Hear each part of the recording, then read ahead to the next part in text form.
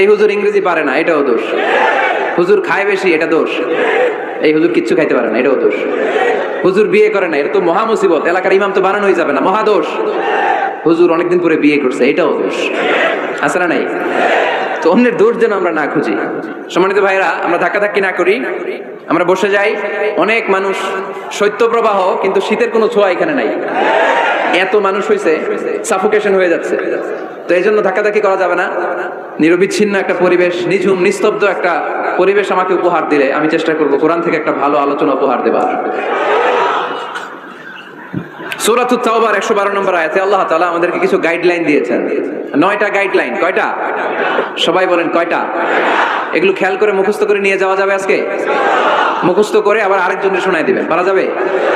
যে এই 9টা বিষয় যদি কেউ লালন করে, নিজের মধ্যে ধারণ করে, আল্লাহ তাকে জান্নাতের সুসংবাদ দিয়েছে। আমরা জান্নাতে যেতে চাই।